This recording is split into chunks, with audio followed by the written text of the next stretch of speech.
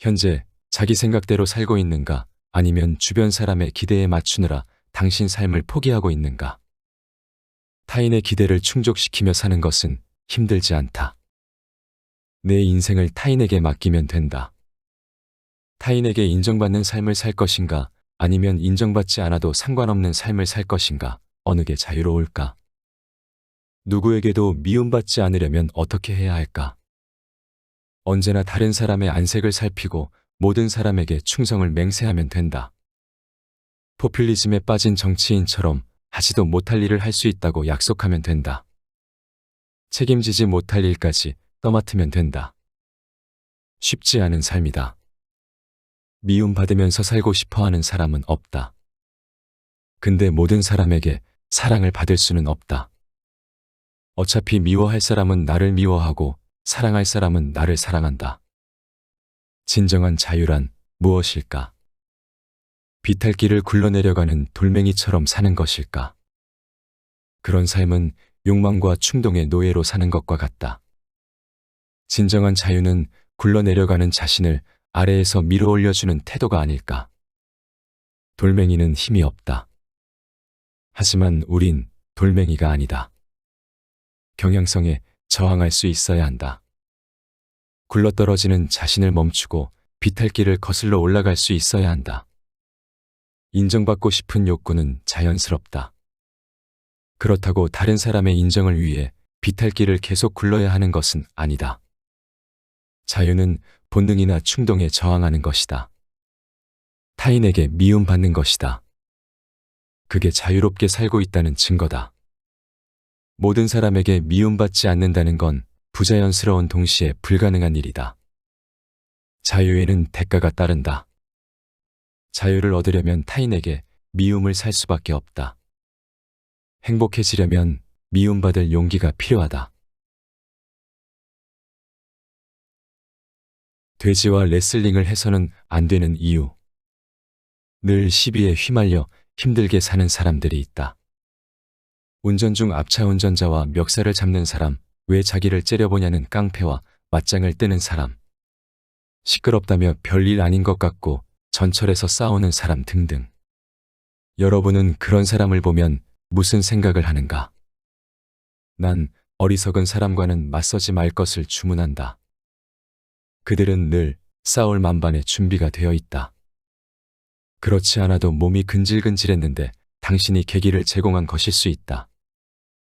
아버지는 늘 돼지와는 레슬링을 하지 말라고 말씀하셨다. 둘 다 진흙을 뒤집어 쓰기는 하지만 돼지에게는 그게 생활이기 때문이다. 버티어야 하는 이유. 사실 난 버틴다는 말을 좋아하지 않는다. 버티는 것보다는 거길 빠져나와 새로운 곳에 도전하는 걸 선호한다. 하지만 때로는 그럴 수 없을 때가 있다. 지겨운 군대 생활도 그렇고 힘든 육아를 하는 엄마도 그렇다. 그때는 버티어야 한다. 그럼 어느 순간 나아진다. 근데 버티는 것에 어떤 의미를 부여해야 할까? 이 말의 의미를 알기 위해서 거꾸로 버티지 않고 조금만 힘들면 그만두는 것을 생각해보자. 결혼하고 조금 살다 힘들면 이혼을 한다. 직장 생활을 조금 하다 문제가 생기면 사표를 낸다. 고양이를 키우다 배변을 못하면 내다버린다. 정말 쉬운 일이다. 내 한계가 거기까지란 걸 인정하는 것이다. 당연히 한계치를 높여야 한다. 버티어야 성장할 수 있다. 버티어야 조금 더 나은 인간이 될 수 있다. 나를 힘들게 하는 게 나를 키운다. 다시 일어서야 하는 이유. 성공으로 이르는 길은 탄탄대로가 아니다. 늘 수많은 장애물이 기다리고 있다. 중요한 것은 장애물을 만났을 때 어떻게 대응하느냐다. 영국의 사상가 토머스 칼라일은 프랑스 혁명이란 원고를 완성한 후 큰 좌절을 겪는다. 친구 존 스튜어트 밀에게 원고를 보내 의견을 부탁했다. 그런데 존이 원고를 보다가 바닥에 두고 외출을 했는데 하녀가 쓰레기로 착각해 벽난로 안에 던진 것이다. 엄청난 시간과 에너지를 들인 원고가 사라지자 그는 좌절했다. 재난도 이런 재난이 없는 것이다. 하지만 얼마 후 그는 의연하게 다시 일어났다. 이를 더 잘 쓰라는 의미로 받아들이고 다시 글을 쓰기 시작했다.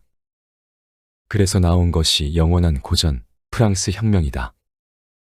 아마 초고를 그냥 출간했다면 이런 고전이 되지 않았을 가능성이 있다. 누구에게나 좌절의 순간이 온다. 누구나 쓰러질 때가 있다. 중요한 것은 다시 일어날 수 있느냐다. 혹시 지금 넘어져 있는가? 다시 일어나라. 성공이 바로 눈앞에 있을 수 있다. 까마귀가 바람 부는 날에 집을 짓는 이유. 한창 모 화장품이 중국에서 엄청나게 팔릴 때의 일이다. 너무 사업이 잘 되니까 모두 기고만장했다. 이익은 물론 주가까지 하늘 높은 줄 모르고 올랐다. 다들 그런 분위기에 취해 있었다. 흥청망청했고 다들 뭐라도 된 것 같은 착각 속에 있었다. 그때 회장이 임원들에게 까마귀는 언제 집을 짓는지 아느냐고 질문했다. 아무도 답을 못했는데 회장이 바람이 아주 세게 부는 날 집을 짓는다고 얘기했다. 맑고 바람이 잔잔한 날을 놔두고 왜 그런 날 집을 지을까? 그 이유를 물었다.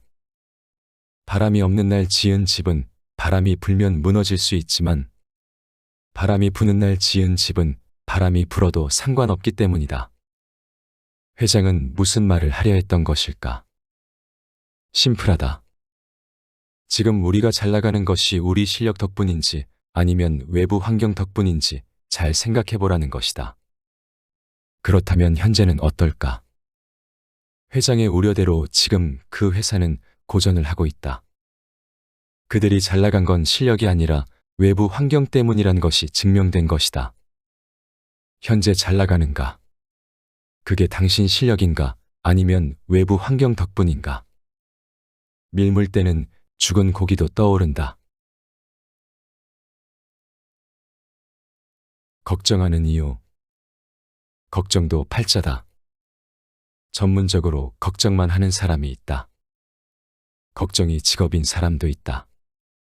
걱정하는 걸 대단한 애국으로 착각하는 사람도 있다. 근데 왜 사람들은 걱정할까? 사람들이 걱정하는 이유는 걱정거리를 없애기 위해 뭔가 하는 것보다는 걱정하는 것이 비용이 적게 들기 때문이다.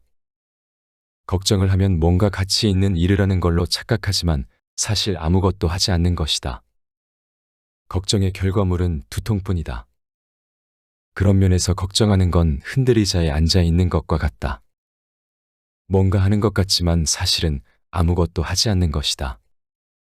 세상에서 제일 영양가 없는 일이 바로 쓸데없이 걱정하는 일이다. 공부의 의지가 사라진 이유. 생전 공부하지 않는 사람들이 지천이다. 신문 하나 읽지 않고 책 한 줄 보지 않지만 늘 확신에 차 있어 남을 비판하고 비난하는데 오랜 시간을 쓴다. 정말 신기하다. 이렇게 공부를 안 하는 사람이 어떻게 저렇게 확신으로 넘칠 수 있을까? 사실 신기한 건 하나도 없다. 공부하지 않기 때문에 확신할 수 있는 것이다. 만약 공부한다면 그런 확신 따위는 사라지기 때문이다. 왜 그들은 이렇게 공부하지 않을까? 가장 흔한 경우는 정말 공부가 싫어서 하지 않는 것이다. 학교 다닐 때 할 수 없이 했지만 지금은 공부하지 않아도 뭐라고 할 사람이 없는데 내가 왜 공부해야 하는지 이해하지 못하는 것이다. 그런 사람은 속수무책이다. 방법이 없다. 그렇게 살다 가게 놔둬야 한다. 또 다른 하나는 정말 공부해야 할 대상인데 이를 공부의 대상으로 생각하지 않는 것이다. 건강이 그렇고 대인관계가 그렇다. 건강을 공부해야 한다고 생각한 적 있는가? 대부분 아무 생각이 없다. 건강을 공부하지 않으니 늘 이 말이 옳은 것 같고 저 말이 틀린 것 같다. 중심이 흔들린다. 당연히 건강을 외주주면서 건강 문제에 시달린다. 어떻게 하면 이를 극복할 수 있을까? 이 세상 모든 것이 공부의 대상이란 사실을 인지해야 한다. 현재 내가 알고 있는 건 별거 아니다. 그보다 공부해야 할 대상이 훨씬 많다는 사실을 인지해야 한다. 무엇보다 공부의 즐거움을 알아야 한다. 세상에는 다양한 즐거움이 있지만 난 공부만큼 큰 즐거움을 주는 걸 알지 못한다. 뿌리가 중요한 이유. 아래로 뿌리를 내리는 노력이 위로 성장하기 위한 가능성을 결정한다. 잡초의 생명력은 위로 자란 줄기의 높이보다 아래로 자란 뿌리의 깊이가 결정한다. 아래로 깊이 뿌리를 내려야 위로 높이 자랄 수 있다. 뿌리는 겉으로 드러나지 않은 채 겉으로 드러난 실체의 본질을 결정하고 지배한다. 보이지 않는 것이 보이는 것을 결정하는 셈이다. 지금 나의 모습도 지금까지 내가 파고든 뿌리가 만든 산물이다. 모두 존재의 이유가 있는 이유. 이 세상에 미운 사람은 다 사라지고 사랑하는 사람들만 있으면 좋겠다는 생각을 한 적이 있다. 근데 그게 아니다. 세상의 모든 것은 다 존재 이유가 있다. 미운 게 있어야 사랑스러운 것도 있고 보기 싫은 사람이 있어야 마음에 드는 사람도 있다. 좋은 사람만 있는 세상은 더 이상 좋은 세상이 아니다. 나쁜 사람 덕분에 이승이 좋다는 것을 알게 된다. 모순처럼 보이지만 진리다. 근데 극단은 조심해야 한다. 한쪽을 너무 좋아하고 또 다른 한쪽을 너무 미워하는 것은 위험하다. 진보와 보수는 늘 대립한다. 서로를 미워한다. 잘못된 일이다. 둘 다 필요하다. 세상은 좌와 우라는 두 날개가 있을 때 균형 있게 날 수 있기 때문이다. 뭔가를 좋아하는 이유. 그 일을 싫어한다면 전환하라고 격려하는 편이다. 과정 자체를 즐길 수 있어야 최고가 되기 쉽다. 가치 있는 일은 널려 있다. 굳이 싫어하는 일에 집중할 필요가 없다. 성공하려면 좋아하는 일을 해야 한다. 근데 왜 그 일을 좋아하는 걸까? 천성적으로 그럴 수도 있다. 엄밀히 따지면 천성적으로 남들보다 잘하기 때문이다. 좋아하는 일의 대부분은 내가 잘하는 일이다. 잘하니까 좋아하고 좋아해서 자꾸 하다 보니까 더 잘하는 것이다. 반대로 못하는데 좋아하기는 쉽지 않다. 잘 못하는데 그게 좋다고 해서 억지로 하면 꾸준히 할 수 없다. 억지로 의사가 된 사람은 천성적으로 수술을 즐기는 사람과 경쟁이 될 수 없다. 좋아한다는 것의 전제 조건은 잘하는 것이다. 잘하니까 좋아하고 좋아해서 꾸준히 하다 보니까 더 잘하는 것이다. 정말 중요한 건 꾸준히 계속하는 힘이다. 사하라 주변 사람들이 에이즈에 많이 걸리는 이유. 지킬 것이 많은 사람과 지킬 게 없는 사람의 선택은 다르다는 것이다. 앞으로 50년을 더 살 것으로 기대하는 사람과 기껏 10년쯤 더 살겠지 하고 생각하는 사람의 선택은 다르다. 기대 수명이 긴 사람은 에이즈를 조심하겠지만 기대 수명이 짧은 사람은 그렇지 않다. 사하라 주변 사람들의 평균 수명은 34.1세로 세계에서 가장 짧다. 아기를 낳다가 죽을 수도 있고 유산을 하거나 말라리아에 걸려 죽을 확률도 높다. 이런 마당에 에이즈라고 특별히 더 조심해야 할 이유가 없는 것이다. 아프리카의 에이즈 문제를 해결하기 위해서는 평균 수명을 올려야 한다. 이근우의 저서 경제학 프레임에 나오는 내용이다. 자랑질이 위험한 이유. 사랑한다는 말을 많이 할수록 이혼을 많이 한다. SNS에 남편 자랑으로 도배하던 신부가 얼마 후 이혼했다. 남에게 그렇게 자랑한다는 것은 뭔가 이상하다. 배우자와 사이가 좋으면 그냥 좋으면 된다. 왜 이것을 동네방네 떠들고 다니는가? 그게 무슨 자랑거리인가? 부부가 사랑한다는 것을 자랑하는 것은 마치 아침밥을 먹고 화장실에 다녀왔다고 자랑하는 것만큼이나 이상한 일이다. 그런 사랑은 거래일 가능성이 크다. 내 기대를 만족시키는 한 난 너를 사랑한다. 하지만 그렇지 못하면 내 사랑을 회수할 것이다. 자랑질은 그가 나를 얼마나 사랑하는지를 증명하는 일종의 영수증이다. 이런 식의 사랑은 깨지기 쉽다. 깨질 수밖에 없다. 삶은 이벤트가 아니라 일상이다. 일상은 흥분되고 짜릿한 그 무엇이 아니라 그저 무덤덤한 일들의 연속이다. 그렇게 기대가 높은 사람에게 남은 일은 끊임없는 실망일 뿐이다. 진상이 되는 이유. 갑과 을이 따로 있지 않다. 갑이 을이 되고 을이 갑이 된다. 을로서 서름을 많이 받은 사람일수록 갑질을 많이 한다.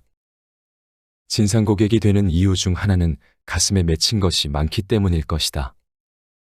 그들이 진상짓을 하는 것은 종로에서 뺨 맞고 한강에서 화풀이하는 격이다. 갑질을 하는 사람들이 가장 많이 쓰는 말은 내가 누군지 알아이다. 자신이 누구인가를 왜 가게 주인에게 묻는가? 자신이 누군지도 모르는 사람들이기 때문이다.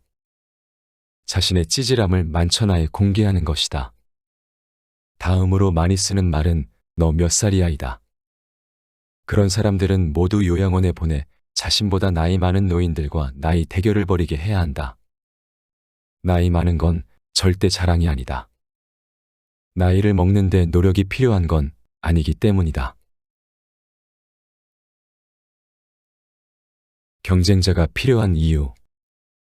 에이브러햄 링컨은 1860년에 대통령에 당선되자마자 세먼 체이스 상원의원을 재무장관에 기용키로 했다. 많은 사람이 반대했다.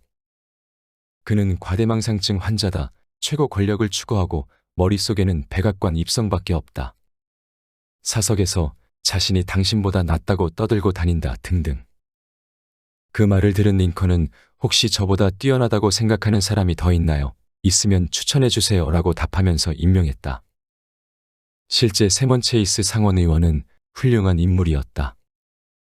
재정예산과 거시경제 조정 등에서 뛰어난 활약을 했다. 그는 호시탐탐 링컨을 끌어내릴 준비를 하고 있었지만 개의치 않았다. 그런 말을 들을 때마다 이렇게 얘기했다. 예전 켄터키에서 옥수수밭을 일굴 때의 일입니다. 저는 말을 끌고 형이 쟁기를 끌었지요. 원래 이 말은 엄청 게을러요. 근데 언제부터 날아갈 듯 부지런히 움직입니다. 이유를 알지 못했지만 나중에 알고 보니 말등에 붙은 커다란 말파리 때문이에요. 불쌍해서 말파리를 죽이려고 했더니 형이 말리더군요. 말파리 때문에 이 말이 그렇게 부지런하다는 것이지요. 지금 대통령 욕심에 가득한 말파리 한 마리가 제 등에 앉아 저를 쏘고 있어요. 덕분에 긴장하면서 일을 잘하고 있습니다. 세먼 체이스의 존재는 링컨에게 큰 위기감을 주었다. 경쟁 상대를 적극적으로 받아들여야 하는 이유다. 수린에 져서 유대인 생각 공부에 나오는 내용이다. 남 얘기를 많이 하는 이유. 자기 인생이 재미없기 때문이다. 자기 인생이 재미있는 사람은 남 얘기 따위에는 별 관심이 없다. 할 일이 없는 경우에도 남 얘기를 많이 하게 된다. 하루하루가 심심하고 무료한 사람에게 남에게 일어나는 사건 사고는 그 자체로 더 이상 좋을 수 없는 얘기 소재다. 책을 읽지 않아도 남 얘기를 많이 하게 된다. 공부하지 않고 대화를 나눌 수 있는 소재는 남 얘기뿐이다. 그런 의미에서 난 남 얘기를 많이 하는 사람을 피하려 한다. 그들과 남 얘기를 나눌 만큼 한가하지 않기 때문이다. 다른 얘기도 할 게 많은데 왜 쓸데없이 얼굴도 모르는 사돈의 팔촌 얘기를 내가 들어야 하는가? 난 책을 읽는 게 직업이고 할 일이 많은 현직이다. 내 할 일을 하기에도 바빠 남 얘기를 나눌 만큼 한가하지 않다. 마음에 들지 않는 이유. 사람은 자신에게 없는 것을 남에게서 찾는다. 자신에게 없는 것을 남에게 요구한다. 음식 못하는 시어머니일수록 음식 못하는 며느리를 미워하고 구박한다. 음식 잘하는 시어머니는 그럴 이유도 필요성도 느끼지 못한다. 성격이 까칠한 장모일수록 사위의 소심함을 견디지 못한다. 왜 남자가 서글서글하지 못하냐며 타박을 한다. 자신을 닮아 징징대는 손자를 미워한다. 누굴 닮아 저 모양이냐며 구박을 한다. 닮긴 누굴 닮아 바로 당신을 닮은 거지. 그게 인간이다. 누군가가 마음에 들지 않는다는 건 그 안에 자신이 있기 때문이다.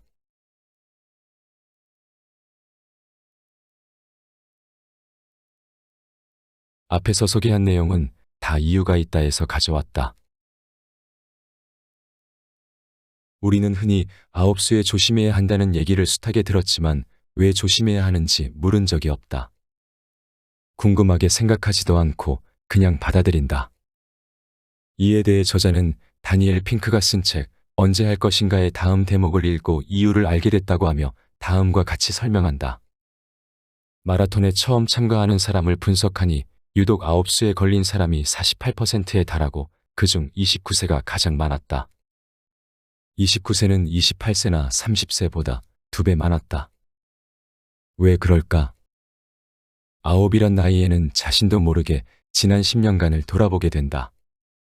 앞자리 숫자가 바뀌면서 내가 제대로 살았는지 앞으로 어떻게 살 것인지 전보다 생각을 많이 하게 되고 당연히 새로운 결심을 많이 하게 된다.